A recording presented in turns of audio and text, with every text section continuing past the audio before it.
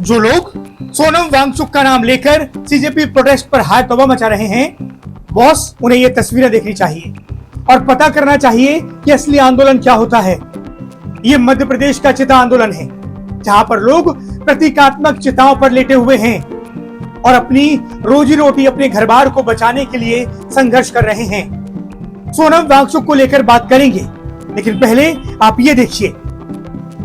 मेरे दाएं तरफ वो तस्वीर है जहां पर सोनम वांगचुक करीब 19 दिन से अनशन पर बैठे हुए हैं, और मेरी बाएं तरफ जो तस्वीरें हैं वो है चिता आंदोलन की, मध्य प्रदेश के उस पन्ना और छतरपुर जिले की, जहां पर लोग रोजी रोटी के लिए संघर्ष कर रहे हैं, अपने घरों को, अपने जंगलों को, अपने पर्यावरण को बचाने के लिए संघर्ष कर रहे हैं। एक तरफ वो आंदोलन जो छात्रों के लिए शुरू हुआ, लेकिन बाद में हिंदू देवी देवताओं के अपमान और लेके रहेंगे आजादी जैसे और कई अन्य नैरेटिव को लेकर बदल गया। और दूसरी तरफ एक ऐसा शांतिप्रिय आंदोलन जहां पर लोग सरकार से दरख्वास्त कर रहे हैं कि या तो हमें न्याय दो या मार दो।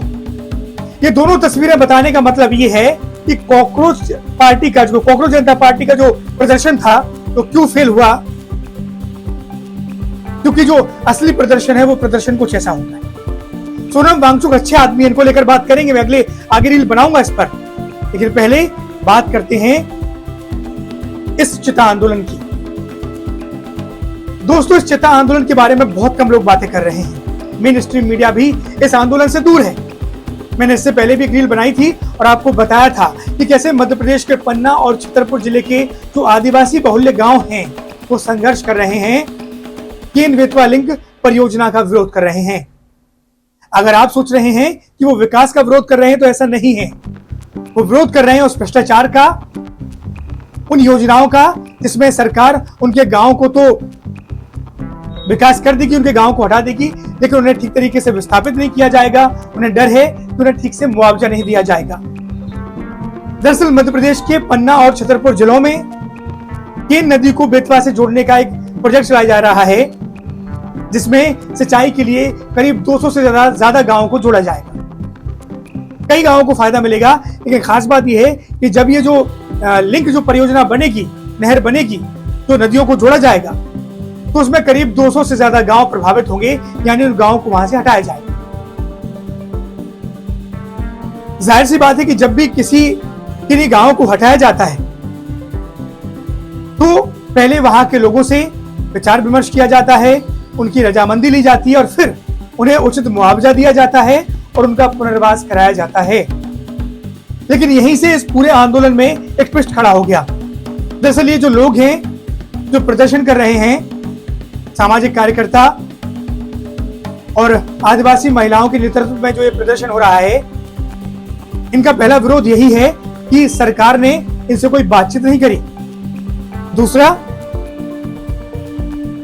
इन्हें इस बात का पूरा अंदेशा है कि इन्हें ना तो उचित मुआवजा दिया जाएगा और ना ही इनका पुनर्वास ठीक से कराया जाएगा। और अब ये लोग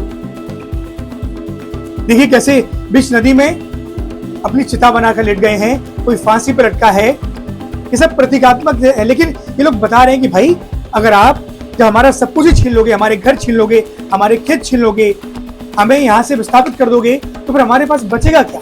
इससे अच्छा कि आप हमें मारो।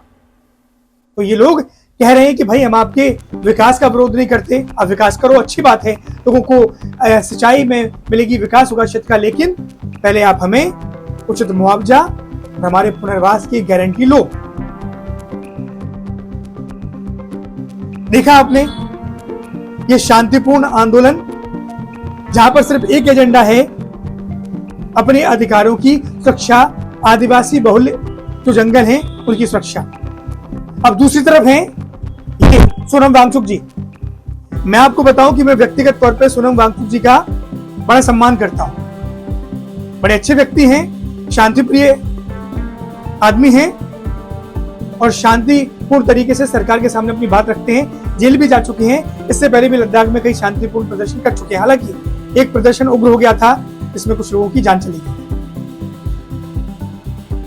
अब ये आए हैं कॉकरोच जनता पार्टी के प्रोटेस्ट में 19 दिन से आमरण अनशन पर बैठे हैं।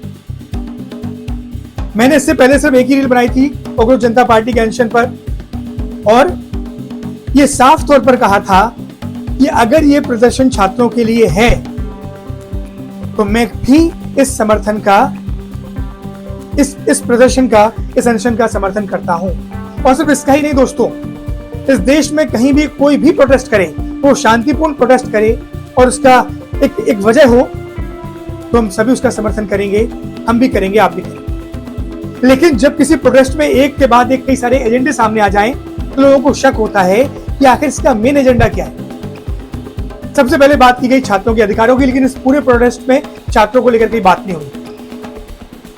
सबसे पहले बात की गई छात्रों के अधिकारों को लेकर, फिर नैरेटिव सेट किया गया हिंदू मुस्लिम का, देखे होंगे आपने कई सारी रील्स। और फिर नैरेटिव सेट किया गया, कुणाल कामरा जी आए थे, उन्होंने कैसे हिंदू देवी देवताओं का अपमान किया, टारगेट किया।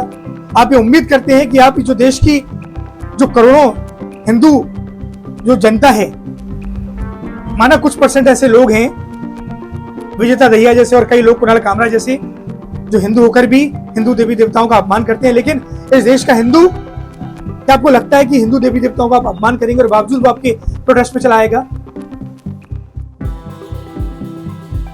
फिर उसके बाद लेके रहेंगे आजादी। उसके बाद आपने ट्रांसजेंडर्स का मुद्दा घुसा दिया। भाई इस देश में कौन ट्रांसजेंडर को मनाही कर रहा है? सुप्रीम कोर्ट आदेश दे चुका है, सरकार दे चुकी है। LGBTQ को लेकर कई तरह की स्वतंत्रताएं हैं। तो इन तमाम तरह के एजेंडे थे जिसकी वजह से ये कांग्रेस जनता पार्टी का प्रदर्शन फेल हुआ। और ये आदमी, इसका पूरा देश समर्थन कर रहा है, हम भी समर्थन कर रहे हैं कि भाई किसी की जान नहीं जानी चाहिए। और अब देश का मीडिया वहां पहुंच रहा है, तो हम लोग वहां पहुंच रहे हैं, समर्थन में लोग आ रहे हैं और लोग यही कह रहे हैं कि भाई सोनम वांगचुक बढ़िया आदमी है, लेकिन जो मंच है वो गलत है। सोनम वांगचुक भी कई बार कह चुके थे कि भाई, और उन्हें भी लग रहा होगा कि आखिर इस प्रदर्शन का एजेंडा क्या। फिर आपने देखा होगा समाजवादी पार्टी से डिम्पल यादव, चंद्रशेखर आजाद, उसके बाद आम आदमी पार्टी। तो भाई अगर आपको आपके इस प्रदर्शन का मेन उद्देश्य सरकार के कामकाज को लेकर था, तो आप वही मुद्दा रखते, प्रदर्शन करते, वहां पे भी लोग आपका सपोर्ट करते। लेकिन आप अपने माइंड से क्लियर नहीं थे। और अब वजह ही है कि आपने पिछले 19-20 दिन से एक आदमी को फंसा दिया इस प्रोटेस्ट में, और आप मजे कर रहे हैं, खा रहे हैं, पी रहे हैं, नाच रहे हैं, सब कर रहे हैं। भाई ना तो मैं नाचने गाने का विरोध करता हूँ, नाचिए, जेनजी है, एक नए तरीके का प्रोटेस्ट आप करिए, लेकिन आप अपने माइंड से क्लियर होइए। तो दोस्तों फैसला आपके हाथ में है कि आप किस तरीके का प्रोटेस्ट इस देश में देखना चाहते हैं। ऐसा जहां पर कोई एजेंडा नहीं है, और एक तरफ ऐसा जहां पर लोग अपने अधिकारों की लड़ाई लड़ रहे हैं। नमस्कार।